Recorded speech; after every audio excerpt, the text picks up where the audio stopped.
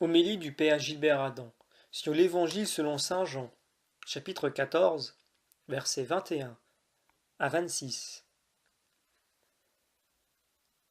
Celui qui reçoit mes commandements et les garde, c'est celui-là qui m'aime, et celui qui m'aime sera aimé de mon Père.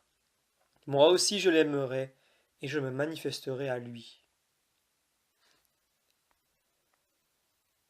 Nous entrons dans l'amour de Dieu et de l'humanité révélé par Jésus.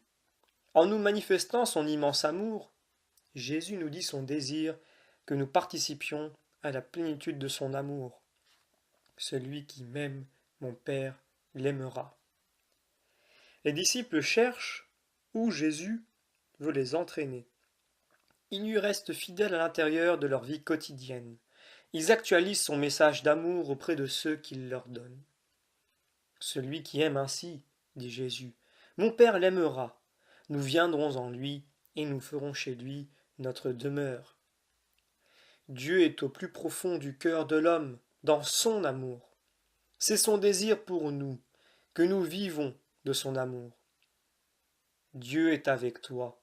Dans ton âme, en état de grâce, habite la bienheureuse Trinité. C'est pourquoi, en dépit de tes misères, tu dois être en continuelle conversation avec le Seigneur Jésus, nous disait saint José Maria. Jésus nous assure qu'il sera présent en nous par l'habitation du Dieu, Trinité d'amour en nous. Demeurer dans l'amour de Jésus, vrai Dieu et vrai homme, se réalise par le choix du baptême. C'est tout à fait nouveau pour l'humanité de participer ainsi à la vie de Dieu. Nous sommes incorporés à Jésus, à la source de la vie divine, la très sainte Trinité d'amour. Nous continuons la lecture de l'Évangile. Jude, non pas Judas l'Iscariote, lui demanda: Seigneur, que se passe-t-il? Est-ce à nous que tu vas te manifester et non pas au monde? Jésus lui répondit: Si quelqu'un m'aime, il gardera ma parole. Mon Père l'aimera. Nous viendrons vers lui et chez lui nous ferons une demeure. Celui qui ne m'aime pas et ne garde pas mes paroles. Or, la parole que vous entendez n'est pas de moi, elle est du Père qui m'a envoyé.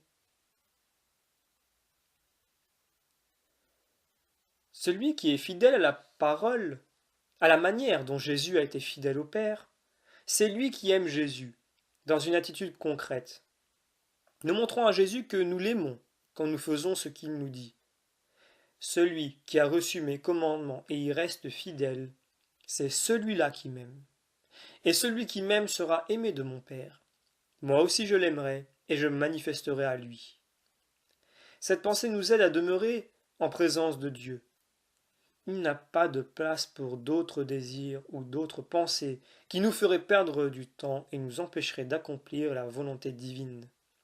Saint Grégoire le Grand disait: Ne nous laissons pas séduire par la flatterie de la prospérité, car il chemine sottement celui qui voit sur sa route des prés délicieux et en oublie sa destination.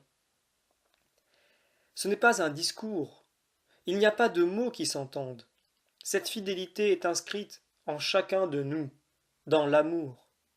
Avec respect, nous nous adaptons à l'autre, différent, qui est l'enfant du Père.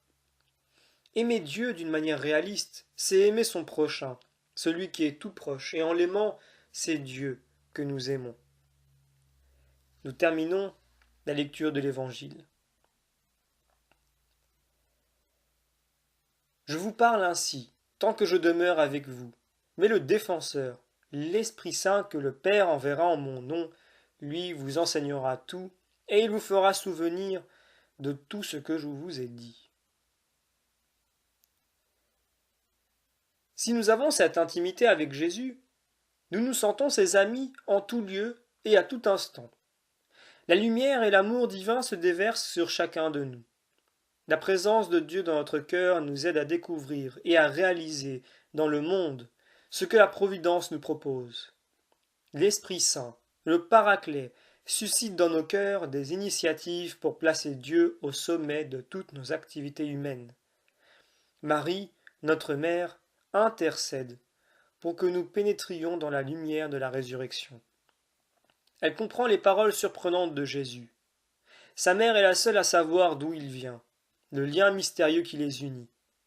Le rappel du lavement des pieds et de l'Eucharistie nous dit la manière d'être présent aux autres avec lui. Comme je vous ai aimé, aimez-vous les uns les autres. Chaque jour, nous essayons de mettre en œuvre cette parole vivante. Une vie nouvelle nous est donnée. Toutes sortes de questions de Jésus se posent encore aux disciples. Jésus, dans sa passion, va nous éclairer, et l'Esprit Saint nous est donné. Nous demandons la grâce de comprendre que Dieu agit dans son amour, et que dans cet amour, nous nous retrouvons en lui.